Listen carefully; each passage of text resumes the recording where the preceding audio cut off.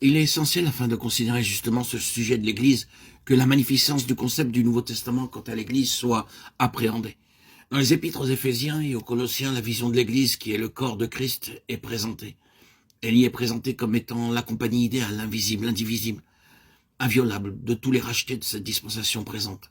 Personne, excepté ceux qui sont véritablement régénérés, personne sauf les élus, ne peut participer à ces bénédictions. L'échec et la défection lui sont inconnus. Le prétendant et l'hypocrite n'y ont aucune place. Elle ne connaît ni la dissension ni la division. Son unité ne peut être brisée, sa vocation et sa gloire sont célestes. Sa relation avec Christ est sainte et intime. Sa destinée est d'une splendeur inconcevable et inextricablement liée à lui. À travers les siècles de notre ère, chaque génération qui est en marche n'y apporte qu'une contribution, tandis qu'historiquement ses membres sont appelés un par un et y sont incorporés. Elle se présente toujours dans sa condition complète et glorieuse aux yeux de Dieu. En vérité, elle est dans le cœur de Dieu, depuis les temps éternels.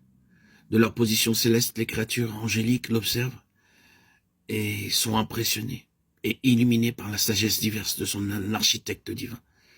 À travers l'écoulement rapide des années de cet âge, Christ lui-même en est son bâtisseur, ajoutant pierre par pierre à ce temple excessivement magnifique.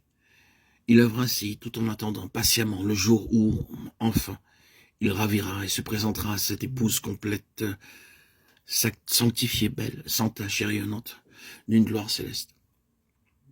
Il se la présentera, l'introduira dans une pleine félicité, d'une éternelle intimité bénie dans ces aspects qui sont présentement secrets. Je suis sûr que vous convenez que d'une part, il n'y a là aucune exagération, que d'autre part, c'est une présentation de quelque chose qui est d'une importance extraordinaire pour Dieu, pour Christ et pour nous-mêmes. Au cas où vous trouveriez de la difficulté quant à quelques-unes de ces affirmations, vous devez vous rappeler que la déclaration tout entière est faite du point de Dieu et du ciel, et non pas d'une autre. C'est la façon dont il la voit, de toute éternité. Ce qu'il peut voir quant à la condition présente des choses ici-bas peut être autre chose, mais c'est là la conception éternelle de Dieu, et c'est ainsi que Dieu l'aura éternellement. Elle sera comme cela, mais finalement, elle se révélera avoir été comme cela. Il peut être difficile pour nous de voir, néanmoins, si nous pouvions voir du point de vue de Dieu, nous nous rendrions compte que chaque phrase de cette déclaration est vraie. Retenons nos difficultés pour un court instant et continuons. L'Église est une chose bien déterminée, ou une entité. Ce n'est pas une idée abstraite ni une chose imaginaire. C'est une réalité non seulement dans la pensée de Dieu, mais aussi dans son existence actuelle, quand elle est considérée selon sa véritable constitution et non pas selon l'idée de l'homme.